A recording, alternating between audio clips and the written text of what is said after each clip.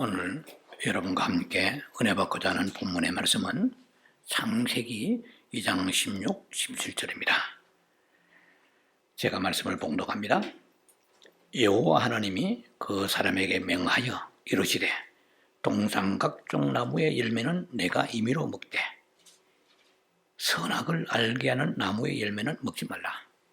내가 먹는 날에는 반드시 죽으리라 하시니라. 오늘 생명나무 시리즈 제 세 번째 시간이 되었습니다. 말씀의 제목은 선악과의 본질은 무엇인가?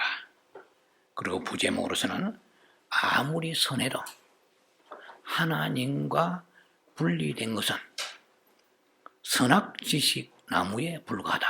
좀 부제목이 깁니다마는 항상 부제목에 유의하시기 바랍니다. 전체의 맥락의 주제가 부제목이 들어있습니다. 우리가 지금 성경에서 선악과란 말은 없습니다. 선악을 알게 하는 나무라고 되어 있지 우리가 편리상 선악과라고 쓸 뿐입니다. 그런데 가장 정확한 표현은 선악 지식의 나무입니다. 우리는 그냥 선악과라 하면 다 알아듣죠. 그런데 선악 지식의 나무라 해야 어느 히브리 이상 의미하고 상충되지 아니하고 이해가 정확하게 되는 것입니다. 히브리어 보면은 베츠 하다아트로 되어 있어요. 베츠 하다아트. 베츠란 말은 나무란 뜻이에요. 하다아트란 것은 지식이란 뜻이에요. 그래서 여러분이 본문에 제가 봉독에 올려드린 같이 17절 보면은 창세기 2장 17절 보면은 선악을 알게 하는 나무의 열매죠. 선악을 알게 하나이죠. 알게 하는 말이 나와 있잖아요. 이것이 우리 성경의 번역으로서 알게 하는이지만 히브리 원어에서는 지식이라 하는 뜻입니다. 그러니까 선악 지식의 나무예요. 제가 앞으로 설교하면서 편의상 때로는 선악 지식의 나무라고도 표현하겠지만은 혹은 또 그냥 지식나무라고도 제가 얘기할 때는 여러분들이 알아서 감안하시고 들으시기 바랍니다. 우선 먼저 선악과라는 선악 지식의 나무라는 것은 그 나무 한 나무 안에 선도 열리고 악도 열리는 나무입니다. 우리가 교회로 그런 우를 범할 수 있습니다만은 선은 정말 귀한 것이잖아요. 악에 비하면 아름답고 귀한 것입니다. 그러나 하나님이 없는 선은 그것은 악과 동일한 궤도에 있지 않아야 되는 거예요. 예를 들면 불교에 스가모니 신달다. 공자가 예수 믿었습니까? 이런 사람은 얼마나 선하게 착한지 몰라요. 그러나 그 사람은 하나님과의 상관이 없는 그런 삶을 가지고 있는 선이기 때문에 선악과라는 그 선과 악 지식의 나무에 열려있는 것에 불과하다는 것입니다. 바꾸고 말하면 생명이 없다는 것이죠. 자, 그래서 한 나무에 속합니다. 그래서 교회가 계속 윤리와 선을 강조하는 교회는 굉장히 위험선상에 놓을 수가 있습니다. 교회가 가장 강조해야 되는 것이 뭐냐면 생명입니다. 생명이 없는 빼빼 마른 그 교리와 윤리와 도덕은 하나님 앞에 아무런 의의가 없고 또 자신도 변화가 없습니다. 우리의 변화는 생명만이 가능해요. 자, 여러분 오늘 제가 서두에 조금 이런 얘기를 하나 하고 싶은데요. 창세기 2장의 7절과 9절, 특히 2장 9절, 오늘 16, 17절에 생명나무에 대한 말씀이 나옵니다. 그런데 이 생명나무는 여러분에게 퀘스천을 던집니다. 이 생명나무는 인간이 죄를 범하고 타락하기 전에 있었나요? 후에 있었나요? 죄는 창세기 3장에 나타납니다.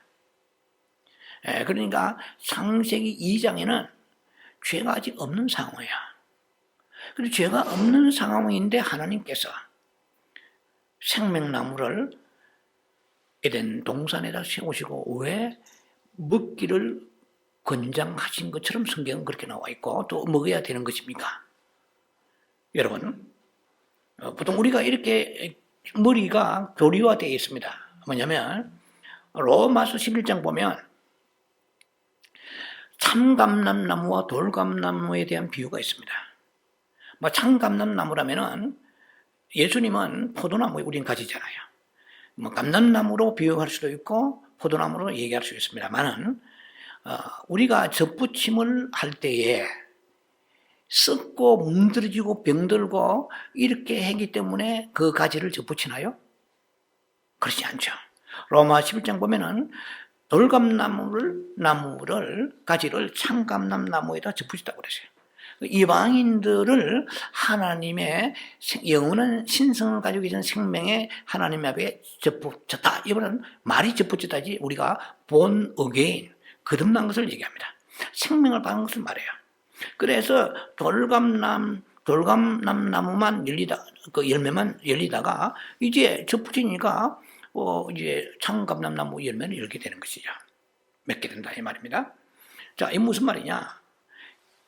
이 인간에게 있어서 우리는 죄를 범하기 전이든 하나님의 영원한 생명이 없이는 하나님과 영원히 살 수 없습니다.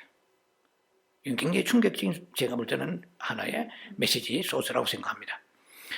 그래서 인간에게 필요한 건 우리는 죄 이후에만 생명이 필요한 게 아니고 죄 이전에도 영원히 하나님과 살기 위해서 인간을 만드시거든요.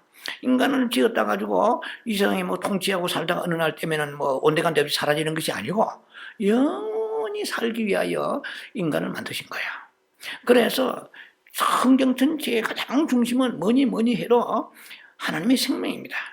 그 생명을, 영원한 신성의 생명을 우리 영에 집어넣기 위해서 인간의 이 안에다가 영이라는 그릇을 만들었다고 제가 수없이 강조합니다. 그래서 하나님을 주입하는 거죠. 하나님의 생명, 하나님의 신성, 이 하나님의 영원한 디바인 네이처, 영원한 신성을 집어넣어야만이 우리가 어떻게 되느냐면은 세상에 있는 것을 가지고 목숨 걸고 싸우다가 그것만 가지고 추구하다가 생각이 바뀌어지는 거예요. 성령을 받았다며 신성이 들어오니까 이 땅에 사는 것이 전부가 아니구나 하니까 내려놓기도 하고 또 양보도 하고 또 그 갈등에서 헤어나오기도 하고 그리고 영원한 천국이 있기 때문에 우리가 세상을 살아가는 하나의 방식이 달라지는 거예요. 가치관이 달라지고 인생관이 달라지고 여러 가지 우리가 달라지는 것이 한두가 아니 인생관 자체가 달라지는 것입니다. 간단하게 말해요. 교회를 다니기 때문에 그런 게 아니고 생명을 받았기 때문에 그런 거예요. 그러나 교회를 다녀도 하나님의 영원한 생명을 안 받은 사람은 무늬만 카멜레온같이 무늬만 이렇게 교인들처럼 성도들처럼 사실은 이렇게 포장되어 있지 내용은 전혀 안 바뀐 거야. 그래서 이스라엘 백성들이 애굽에서 탈출할 때 엄청난 기적을 홍해수 기적 10가지 재앙 체험하고 다 봤지만 광야에서 하나도 달라진 게 없어요. 틈만 나면 불평하고 돌아가기 원해요. 우리가 하나님의 생명을 받는 사람은 뭐가 달라집니다. 가치관, 우주관, 인생관, 물질관, 자생관 달라지는 거예요. 천국이 있다. 왜 이 생을 찢고 빡고 싸웁니까? 천국의 소망이 약하기 때문에 그래요. 천국의 소망인 사람은 그냥 싸워봐야 뭐하냐. 우리 어차피 세상 다 두고 갈 텐데 이만한 물질 가지고 쓸 만큼만 놔두고 나머지는 선한 일을 하자. 하나님 위해 영광 위해 사용하자. 이렇게 되는 거예요. 그리고 막 뿌리 빠지 싸우다 그러고 주여 주님이 아시는데 내가 지금 낮아지겠습니다. 그날에 상급을 주시기 위하여 나를 훈련할 줄 믿습니다. 사람이 통 큰 자가 해야 돼. 스케일이 커지는 거야. 양보하게 되고 겸손해지고 그 세상에 눈이 벌겋게 돌아가는 것이 아니라 웬만한 것은 내려놓고 희생하면서 살아가는 이런 생명이 딱 들어오니까 달라져요. 그런데 생명 안 받은 사람은 교회를 다니도 무늬만 교인이지 종교인이지 실질 생활을 보면은 세상에 할 것 다 하는 거 숨어서 야비한 거죠. 은밀한 죄를 짓는 거예요. 생명이 없기 때문에 하나님을 두려워하지 않는 거예요. 생명을 받은 사람은 심판을 두려워합니다. 생명 받은 사람은 영원한 하늘의 소망을 가지게 됩니다. 자, 이런 차이가 엄청난 것입니다. 그런데 그 정도만 받아서는 안 돼요. 풍성하게 받아야 돼요. 그래서 에스겔서 47장에 발목에 물이 적셔지고 무릎과 그리고 가슴과 전신에 물이 막 온몸이 다 물을 뒤덮이는 이런 장면이 기록되어 있습니다. 이거 성령 충만하라 이 말이에요. 예, 하늘의 생명이 충만하라 이 말입니다. 선악지식 생명나무는 한마디로 말하면 하나님, 예수님을 상징하는 거예요. 그러나 이 선악지식나무, 소위 말하면 선악과나무, 선악지식나무는 애매합니다. 약간. 왜냐하면 직접적으로 이 굉장히 중요한 메시지를 미리 여러분들에게 그 말씀을 드리는 거예요. 이 생명나무는, 죄송합니다. 이 선악과나무는 직접적으로는 뭘 상징하느냐면 하나님과 분리된 것을 상징합니다. 그러나 간접적으로 사탄을 상징해요. 다시 말씀드리면 생명나무는 무조건 하나님과 예수님을 상징합니다. 그러나 이 선악지식나무라는 것은 끝으로 볼 때 아리까리해. 긴가민가해요. 신앙인가 종교인가, 정통인가 이단인가 비슷비슷 잘 몰라요. 자, 이런 함정이 이 선악지식나무에 있다는 거예요. 그래서 오늘 그런 관점을 가지고 말씀을 접근하며 풀어나갈 것입니다. 자, 그래서 이 하나님은 하나님의 성품 여러 가지가 많은 귀한 성품이 있습니다.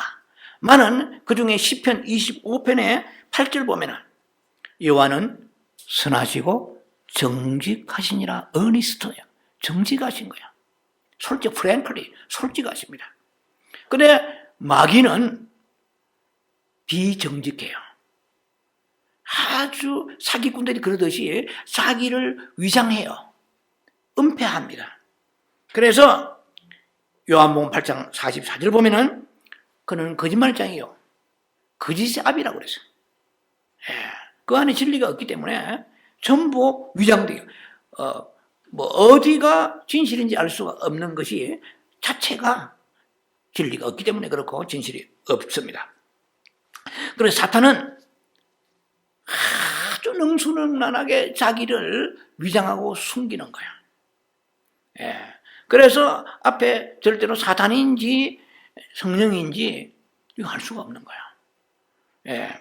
자, 성경에서 보면은 하나님 앞에 그 시편 13편에 보면은 다윗이 주의 얼굴을 어느 때까지 숨기시겠나이까 이런 말이 나옵니다. 그러면 하나님도 숨기시지 않나, 위장하시냐, 이렇게 오해할 수 있죠. 하나님이 숨으시는 거하고 마귀가 숨는 거하고 차원이 다릅니다. 본질이 달라요. 마귀가 숨는 것은 숨기 위하여 숨는 거야. 그러나 하나님이 숨으신다고 표현했는 이것은 나타나시기 위하여 숨으시는 거야. 그래서 반드시 하나님은 선하신 분이기 때문에 끝내 나타나십니다. 야고보 5장 11절에도 하나님은 반드시 그 결말을, 주신 결말을 요업이 인내하며 보았거니와 그러죠. 그러면 인내만 하고 믿음만 가지면 좋은 결말을 본다고 성경은 우리에게 위로하시고 격려해 주신다는 것입니다. 그것이 하나님의 속성이죠. 자, 그래서 마귀는 아주 강조해서 자기를 숨기고 은폐시키는데 능수능란합니다. 아주 맹수입니다. 그래서 여러분들이 한국의 코로나 19 바이러스와 지금 창궐함으로 인하여서 이단, 다 우리 공공이 알려진 이단 신천지에 많은 사람들이 카멜레온같이 자기를 위장해가지고 지금까지 같은 직장에 살면서 부부간에도 이거 형제간에도 동료간에도 몰랐어. 이 사람이 신천지인지. 한번 생각해 보세요. 내가 정당하면 왜 위장하고 숨어서 은밀한 가운데 종교 행위를 이단에 붙잡히 하겠냐는 거예요. 이번에 코로나 바이러스가 창궐하니까 뉴스에 다 나와 있잖아요. 신천지 그 신도가 아니면은 우선 접종이 안 되니까 그 사람들이 속속 들어요. 자기가 신천지 변이란 것을 전수조사에 대해서 밝혀지잖아요. 자, 제가 얘기하고자 하는 건 뭐냐면은 이렇게 은폐 위장하고 정당하지 않은 비겁한 비정직한 방법으로 사단이 일을 하는 거예요. 자, 그래서 사단은 우리를 괴롭히려고 할 때에 절대 공개적이고 노출적으로 일하지 않습니다.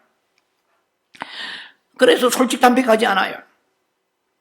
간교하게, 이건 우리가 조금 이해를 잘 해야 됩니다. 우리들이 사랑하는 남편이나 사랑하는 아내나 사랑하는 자녀를 통해서 사단은 일을 할 수 있는 거야. 그럼 여러분 아시잖아요. 마태복음 10장 36절에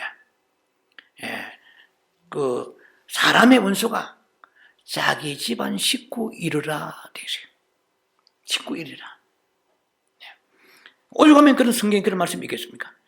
사단은 할 수 있는 방법을 다 동원할 수 있는 그러한 그 악한 지혜를 가지고 있잖아요. 그래서 이 사람은 내가 역사에도 그 가족을 통해서 위장해도 인정이라는 정가육이라는 것을 통해서 거기 가려져 안 보이는 거예요. 내가 너무나 육신적으로 사랑하고 할 때는 영적인 분별이 오지 않을 수 있습니다. 자, 뿐만 아니라 성경은 문자, 성경 말씀을 통해서 우리를 곤혹하게 하고 시달리게 하는 거예요. 자, 유대의 종교인들, 바리새인들이 예수님을 정죄하고 죽이고자 했을 때에 뭘 가지고 예수님을 정죄하고 죽이고자 했느냐면 말씀을 가지고 그랬습니다. 율법을 가지고 그랬어요. 요한복음 19장에 보면은 6절 이하에 대제사장과 아래 것들이 빌라도 총독 앞에서 예수를 못 박으라 그럴 거예요. 자꾸 예수를 못 박으라니까 빌라도가 내가 이 사람을 추답해보고 여러 가지로 신문해 본 결과 이 사람한테 내 죄를 발견할 수 없다. 못 박으려면 너희들이 알아서 박아라 이래요. 한번 보세요. 아니, 빌라도가 이방인이잖아요. 이방인이 볼 때 눈에도 예수님은 죄가 안 보여. 그런데 이 종교인들, 바리새인들, 그래서 율법학자들, 이 사람들은 성경 박사들인데 이게 마귀가 가려지니까 이 말씀을, 율법을 가지고 예수님을 십자가에 못 박으라고 하는데 무엇을 외치냐면은 이렇게 말합니다. 요한복음 19장 7절에 우리에게 법이 있다 이 말이에요. 구약이에요. 율법이요. 우리에게 법이 있으니 법대로 하면 그 사람은 당연히 이 예수는 죽어야 된다 이런 거예요. 그러면 뭐 간단히 말해서 무슨 법이겠어요? 10계명, 3계명 보세요. 여호와 이름을 망령되 일컫지 말라. 이름 망령되 일컫는 자는 내가 죄 없다 아니하리로다 이런 말이 있잖아요. 그러니까 율법을 가지고 예수가 하나님의 아들이라고 자기 하나님이라고 그러니까 이 법을 가지고 율법을 가지고 예수님을 못 박는데 사용했더라 이 말입니다. 그러면 오늘날 우리가 안심하고 이 믿는 이 성경을 좀 제가 결말의 부분에 가서 대단원에 정리를 할 것입니다만은 성경도 함부로 봐서는 안 됩니다. 약도 우리 꿀도 너무 달다고 많이 먹지 말라고 성경에 되어 있어요. 의인이라고 해서 지나치게 의인 되지 말라고 있어요. 이 성경도 함부로 보면은 문선명이나 저 이만희 같은 사람이 되는 거예요. 얼마든지 장막성전 뭐 교주가 되는 거예요. 이 사람들 성경 특히 계시록 굉장합니다. 그런데 벌써 모순이 있잖아요. 14만 4천 명이 돼야 천국 간다고 하는데 지금 23만 명이 넘었잖아.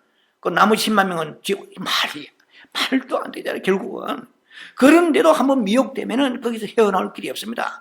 저 부산 자갈치에 가면은 작사를 가지고 고기 잡아가지고 딱 아가미 착 걸어버리면은 한번 딱 걸리면 우리 낚시할 때도 마찬가지죠.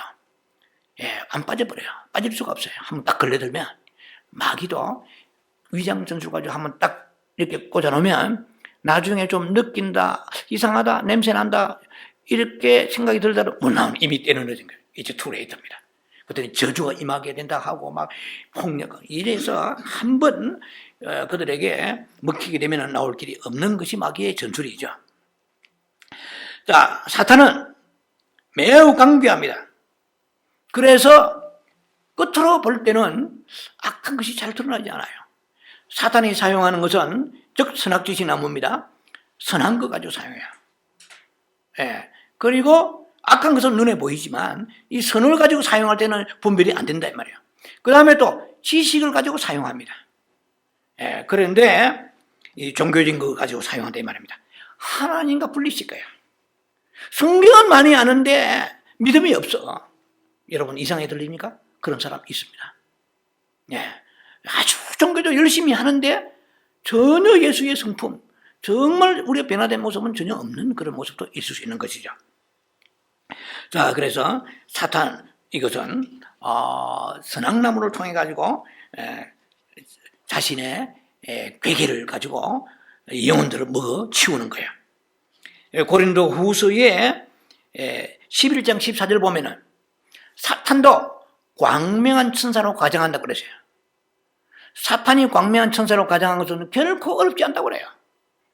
사탄의 일꾼도 이 말이에요. 사탄의 일꾼도 이단들을 얘기하지만은 정단 안에 우리가 정통 교회 안에도 얼마든지 우리가 이 사탄에 미혹되는 사람이 있을 수 있다는 것입니다. 개연성이 있는 거예요. 자, 자기를 광명한 천사로 가정하니까 사탄의 일꾼도 의의 일꾼으로 가정하는 것이 결코 어렵지 않다고 성경에 나와 있습니다. 아주 밥 먹기 쉬워요, 너무. 우리들 꼬시기에 쉽게 말하면 아무도 아니란 거죠. 저 사람 봐라. 내가 저렇게 착한 사람 처음 봤다. 예수를 믿어 저렇게 믿어야 돼. 이렇게 했는데 교회에 들어와가지고 사람들 대모임 조직해서 나중에 먹튀. 그런 사람이 있잖아요. 깜짝 놀라고요. 세상에 이렇게 한대요. 그런 사람들이 세상이든 내상이든 분별이 없으면 그럴 수 있는 거예요. 마귀는 그 정도로 능수능란한 사람이라. 여러분, 우리는 선악의 원칙보다도 생명의 원칙에 동역해야 됩니다. 예를 들면은 우리가 어떤 일을 하려고 하는 거야. 어떤 일을 하려고 하는데 이건 분명히 좀 악한 일은 아니에요. 선한 일이면 선한 일이지 악한 일은 아닌 거야. 그런데 내 마음에 불안하고 뭔가 기쁨이 없고 답답하고 초조한 거야. 이게 어떻게 해야 될 것인가 할 때는 우리는 성령의 찬성이 있는 성령님의 동의하는 곳으로 가야 됩니다. 그러면은 우리 이런 질문을 할 수 있죠. 목사님, 내가 좀 내 나름대로 마음에 믿음에 그렇고 부담이 와가지고 참 내가 선한 일을 하려고 하고요. 정말 주위에 그 일을 하려고 하는데 감동도 없고 불안도 없는데 그럼 이때는 어떻게 해야 됩니까? 이 중립지대에 있을 때는 이렇게 질문할 수 있죠. 그러면 저는 이렇게 조언하고 싶습니다. 믿음으로 하라. 골로새 3장 17절에 무엇을 하든지 너희가 말이나 일이나 예수 이름으로 하라 했어요. 꼭 이름을 기억하시기 바랍니다. 내가 정말 하나님의 상급을 쌓고 정말 이게 참 어려운 사람 도우고 교회를 위해 헌신하고 내가 무엇을 하고 싶은데 성령의 감동은 없어. 여러분 그걸 아십니까? 그 사르밧 가부의 얘기를 아십니까? 굉장히 그는 저는 중요한 메타포가 있는 그런 메시지입니다. 그 온 나라가 이스라엘 나라가 다 흉년이 되어서 죽게 되어 있는 상황이에요. 기름 한 방울 정말 밀가루 한 움큼이라도 귀한 그런 시대에 엘리야에게 사르밧이라는 동네에 가서 가부가 있다. 위도우가 있다. 그 가부에 가가지고 네가 이 떡을 달라고 이렇게 그에게 물도 달라고 해가지고 그에게 가라. 누가 음성 들었어요? 엘리야가 음성 들었죠. 그런데 정작 가보니까 사르밧 가부는 콧방귀도 안 끼는 거예요. 물 좀 달라고 하니까 내가 말이야 이거 떡을 달라 하는데 내가 지금 오늘 저녁에 이 기름하고 밀가루 마지막 남에는 이거 말아서 이래가지고 떡 한 덩이 해서 우리는 이거 먹고 우리는 죽어야 된다. 무슨 소리 하느냐. 아주 그냥 전혀 감동을 받지 않았습니다. 여러분 우리가 그걸 알아야 돼요. 꼭 감동을 받아야만 되는 건 아니에요. 그러나 성령이 아니실 때는 불안과 염려, 초조를 줄 수는 있습니다. 그런데 믿음으로 할 수 있는 거야. 잘 기억하시 바랍니다. 골로새서 3장 11절 말이나 일이나 예수 이름으로 하라. 예수 이름으로 하라. 뭐 냉수한 것도 예수 이름으로 하라. 예수 이름 없이 막연하게 이런 것은 우리가 별로 의의가 없고 반드시 예수 이름을 하라 이 말입니다. 그러면 그런 힘입어 하나님 아버지께 감사하며 주님이 연락하실 것입니다. 자, 그래서 지식나무라는 것은 선한 것이든 악한 것이든 사탄에 이용되는 그런 도구라는 것을 기억하시기 바랍니다. 여러분, 태초에 창세기의 3장에 그 뱀이 하와를 유혹했잖아요. 뱀이 하와에게 유혹할 때에 그때 그 뱀의 모습을 아십니까? 뱀은 서서 걸어 다녔습니다. 창세기 3장 14절에 비로소 모든 동물보다도 더 저주를 받아서 일생 동안 배로 기어다니리라 했어요. 예, 그러니까 사탄은 물천제비와 같아요. 오늘 현대적인 표현을 한다면은 사탄이 물천제비가 아니고 사탄이 일하는 도구를 사용할 때는 뒤숭하고 애매하고 치밀하고 복수 같은 이런 걸 사용하지 않아요. 사탄은 오늘날 말이지만 영양가 있는 것을 택하는 거야. 그래야 영향을 끼칠 거 아니에요. 그래서 잘나고 똑똑하고 하는 사람 사탄의 공격받을 수 있는 거야. 그래서 이 뱀에게 하와가 꼬드김을 받았을 때 하와는 뱀 안에 마귀가 있는 것 꿈에도 상상할 수 없었습니다. 왜냐하면 창세기 3장 1절에 모든 하나님이 지으신 동물 중에서 들짐승 중에서 뱀이 가장 강교하더라. 히브리어로 아룸이에요. 이 뜻은 지혜롭고 총명하다는 뜻도 슬기롭다는 뜻도 그 있어요. 한마디로 말하면 뱀이 악어같이 딱 한눈에 보니까 한번 악어 보세요. 악어가 좀 호감이 갑니까? 안 가잖아요. 그런 걸 아니면 도롱뇽이 와가지고 하와에 와가지고 야, 이 뱀을 이게 이제 쉽게 말하면은 뱀이 아니고 이 선악과를 먹어라. 그래, 네가 눈이 밝아져 하나님까지 눈이 밝아질 것이다. 그러면은 무슨 이미지 자체가 상대가 안 되잖아요. 에이, 못생기겠지 말이야. 이러지 않겠어요? 종교가 물천제비하게 탁월할 수가 있습니다. 야, 이것은요 모든 것을 눈을 감겨버리는 거예요. 종교란 것이. 자, 그래서 예수를 못 박은 것이 종교잖아요. 처음에 흉물스럽게 오늘 우리가 뱀을 보잖아요. 지금 뱀을 보는 이 뱀이 얼마나 징그러워요. 이 뱀을 귀엽다 하는 사람 있겠습니까? 뭐 또라이 아니라면 없을 거예요. 딱 보기 모두 어이구 막 꿈에만 나타나도 막. 자, 그렇게 뱀이 흉물스럽고 징그러운 모습이 아니었다는 거예요, 원래.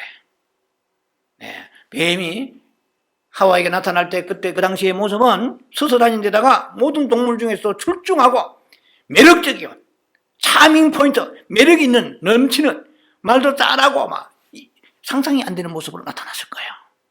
자, 오늘날 선악을 알게 하는 선악지식 나무는 그런 모습으로 누구에게 접근합니까? 성도들에게 접근합니다. 그래서 이단들에게 넘어가는 이유가 그게요. 밥 사주고 떡 사주고 막 친절하고 막 오늘날 미국식으로 말하면 픽업해주고 아이들 픽업해주고 막 하는 거예요. 아무리 봐도 예수 믿는 사람 저런 사람 없는 거예요. 천사 같을 거예요. 자, 그래서 이 사단의 술책을 알지 못하면 이 마지막 시대는 수많은 사람들이 이 사망의 독소를 먹고 멸망의 길로 갈 가능성이 언제든지 있다는 것입니다. 자, 그래서 뱀은 결코 정직하지 않고 마귀는 사탄은 정직하지 않고 강교하다는 거죠.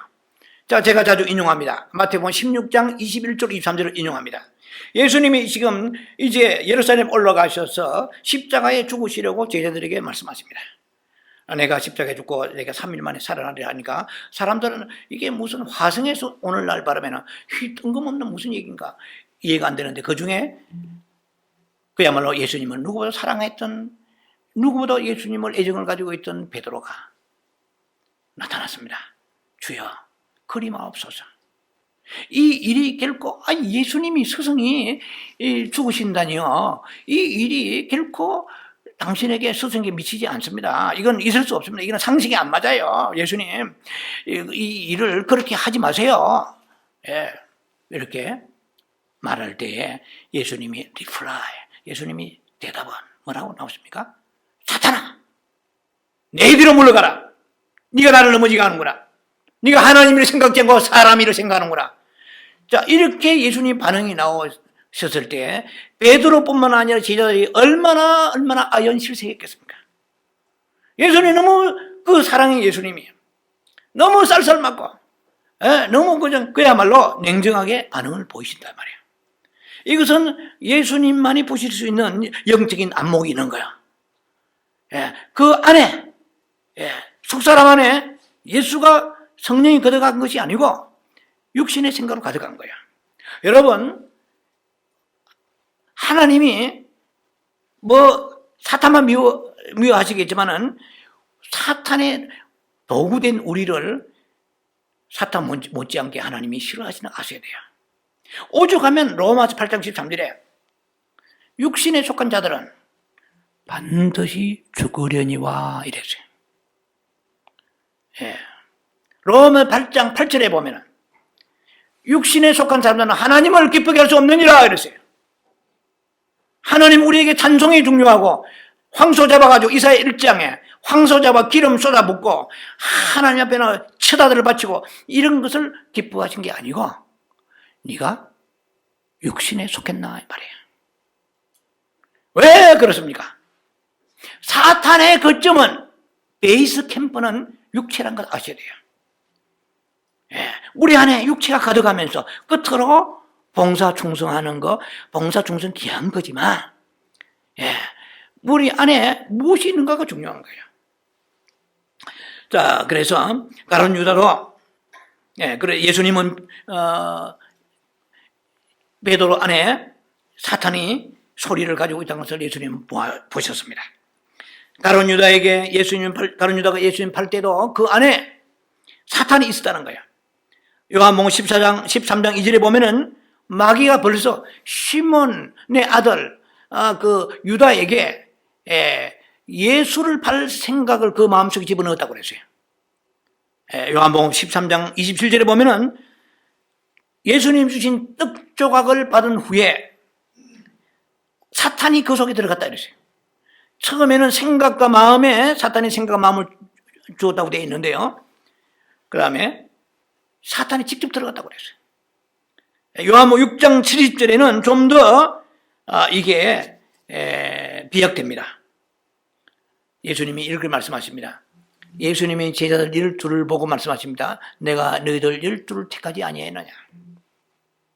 이 중에 하나는 마귀다 이 말이에요. 마귀 새끼다 이 말이에요. 그럼 마귀와 사람을 동일시해버렸어요. 마귀는 사람이 아니지만 이 인격이 연합되면은 전부 마귀짓 하는 거예요. 생각에서부터 모든 것이 끝으로는 안 나타나.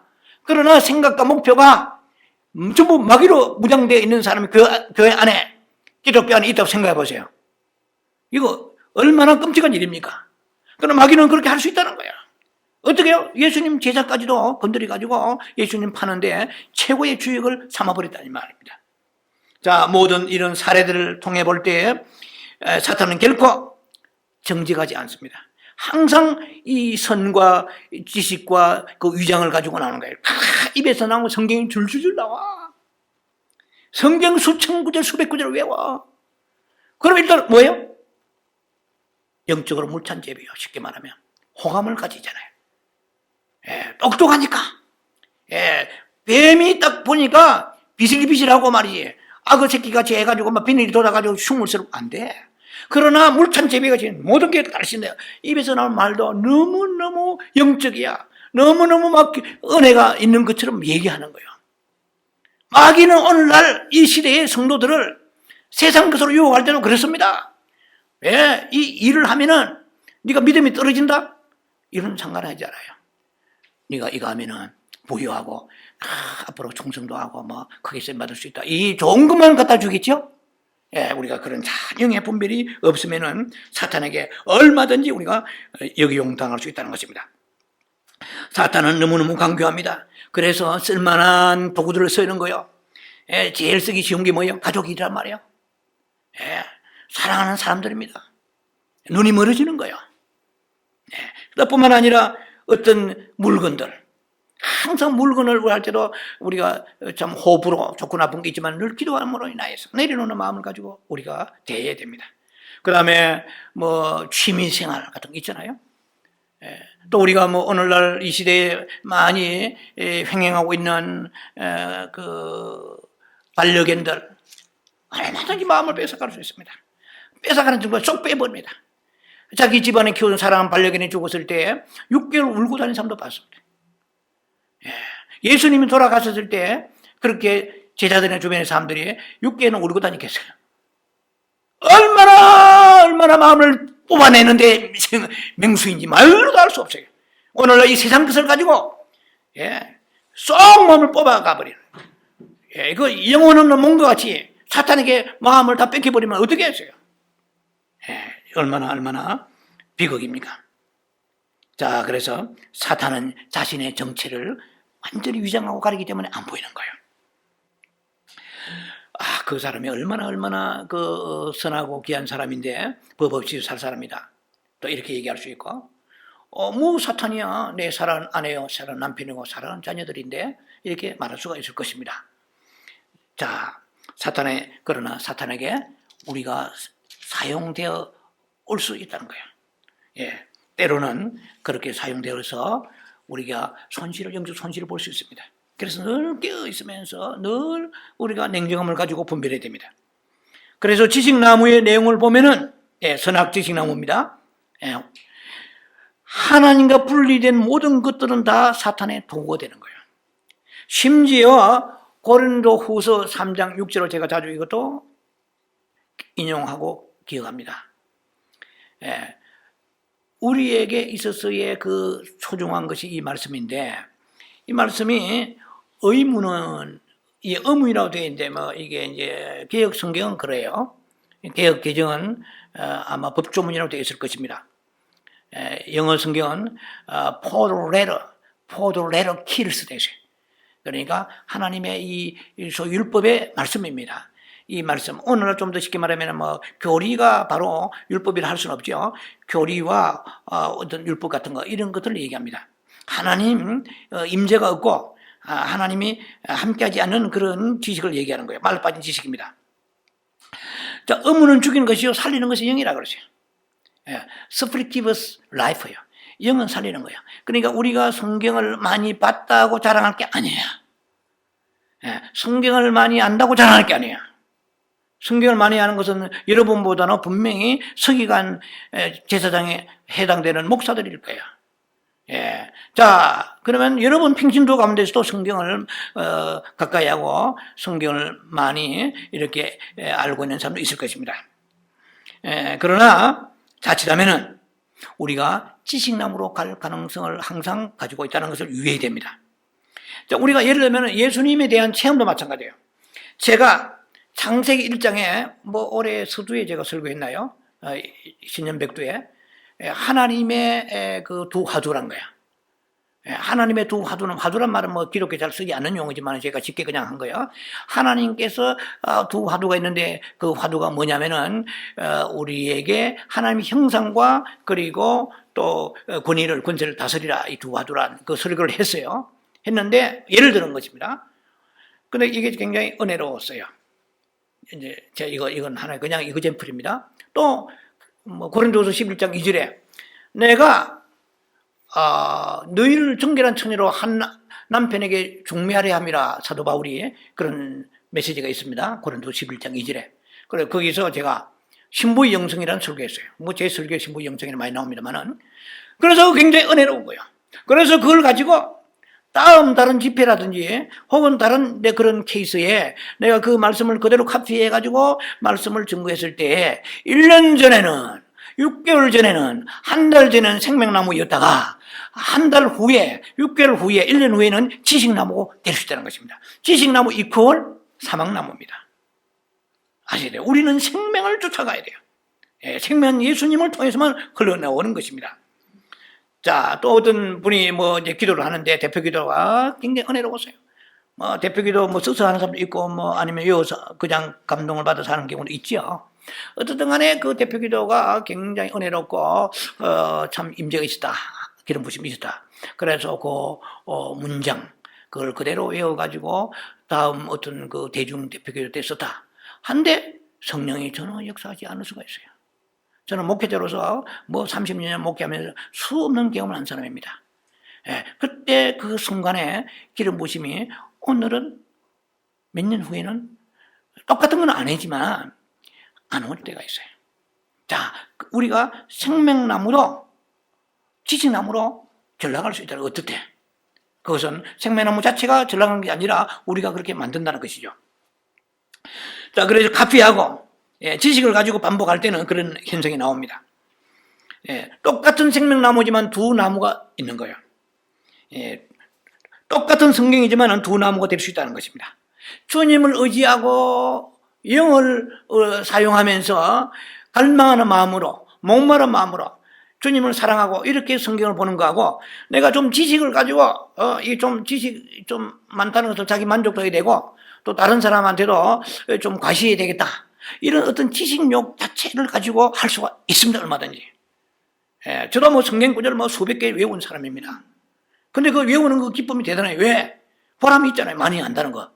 그래서 주님께서 말씀하시죠. 어느 날 네가 성경 구절 외우는 것은 그런 악한 것은 아니다. 선하다.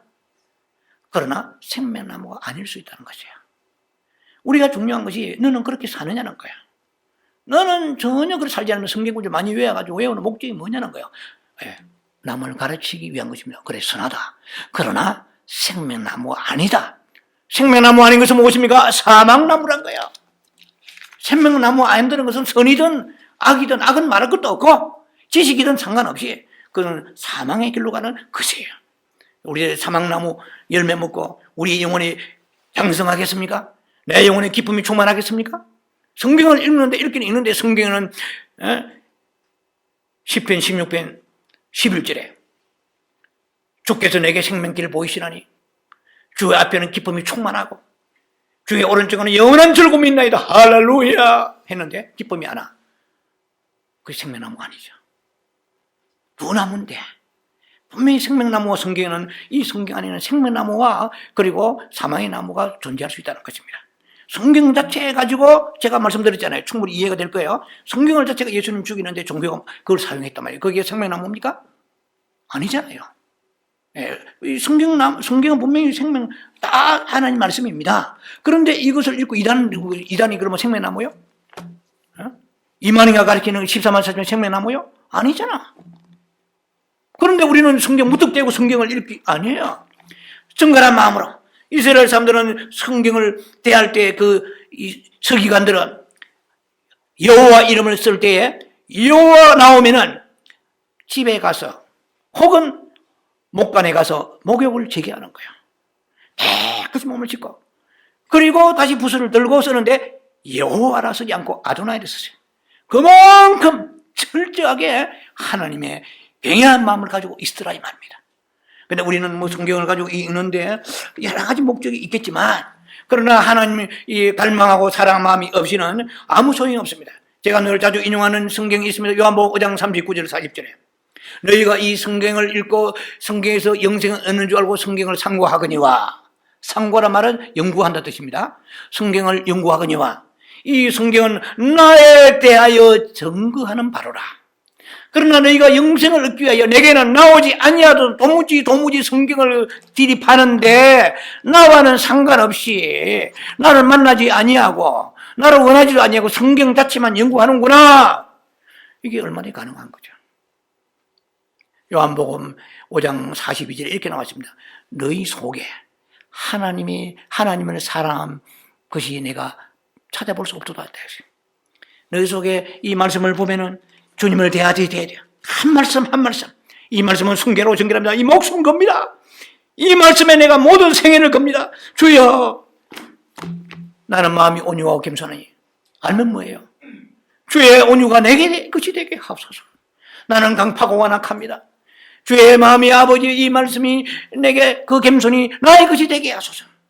나는 때로는 조금만 내가 뭐 잘 나가면 그만해집니다. 아버지, 나에게는 지금 필요한 것이 달라도 아니고 주님의 이 말씀대로 나는 겸손을 원하고 아버지 나는 주님의 온유함을 원하나이다. 내가 죽기 전에 정말 온유하고 겸손을 원하나이다. 갈망을 가지고 목마르보고 주님 앞에 나와서 주님과 접촉하면서 간절히 주님 앞에 구할 때에 생명나무가 되는 것이지. 이걸 읽고 마음이 온유하고 겸손하라. 너 알지? 주님께서 말씀하시기를 마태복음 11장 28절에 수고하고 무짐진 다 내게로 오라. 그 다음에 말씀이 나는 마음이 온유하고 겸손해. 마음이 겸손해. 온유해. 이건 지금 지식나무를 전하는 거야. 이거는 많이 선생되지 말라고 야고보 말씀하신 같이 우리는 선생되기는 쉬워요. 왜? 지식나무의 특징이 지식을 자꾸 집어먹으면 행복해지고 지식을 집어먹으면 우리가 대단히 뭐 된 것처럼 착각하게 만드는 것이 사탄의 역사라는 것입니다. 자, 그래서 우리는 성경을 통해서 주님을 접촉해야 됩니다. 주님을 의지하고 주님을 사랑하는 인격적 만남이 있을 때 이 말씀이 우리에게 생명나무로 오게 되는 것이니까 생명나무 어떻게 돼요? 소망이 내 안에 솔솔 생기게 되는 것입니다. 내 안에 참 소망, 참 기쁨이 오게 되는 것입니다. 참 승리가 있는 것입니다. 성경을 결코 지식나무로 만들지 마세요. 생명나무가 되게 해야 됩니다. 자, 그래서 우리가 이 결정적 요소는 말씀을 대할 때 내가 하나님 말씀을 사랑하고 또 예수님을 사랑하고 인격적인 만남을 가지고 저번 그분을 통하여서 내 생에 전부 헌신하고 충성하고 드리겠습니다. 주여 내게 오셔서 주님 없이 나는 살 수가 없습니다. 이런 목마름이 있어요. 이런 갈망이 없이 지식만 가지고 우리가 성경을 계속해서 접촉한다고 그러고 저 말씀을 들으면은 우리는 절대로 변화가 없습니다. 여러분들 꼭 여러분들 이것을 잘 유념해서 들으시기 바랍니다. 그래서 우리가 주님의 독립되면 지식나무밖에 안 돼요. 주님을 의지하지 않고 임재와 멀어지면 이 생명나무가 안 되고 우리는 지식나무로 전락하고 마는 것입니다. 주님을 의지하시고 생명나무의 길로 가시기 바랍니다. 지식과 선과 악은 모두 사망에 속합니다.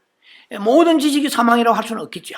그러나 하나님 임재와 하나님과 멀어지는 그 지식, 하나님의 사랑과 은총과 하나님의 갈망이 없는 그런 지식나무는 무익한 것입니다. 사망은 지식 뒤에도 있고 선 뒤에도 도사리고 있다는 것입니다. 선이라고 무조건 믿으면 안 되는 거예요. 지식이라고 무조건 우리가 섭취하면 안 돼요. 지식을 우리가 취하더라도 예수 없는 그 지식은 빼빼 마른 사망나무에 불과하고 그것은 우리의 길고 우리의 인생의 길을 하나님께서 생명의 길로 인도해 주실 수 없다는 것입니다. 오직 주님만 의지하면서 생명의 나무의 길을 가는 여러분 되기를 주의 이름으로 축원합니다. 기도합니다. 자비하신 아버지 은혜를 감사합니다.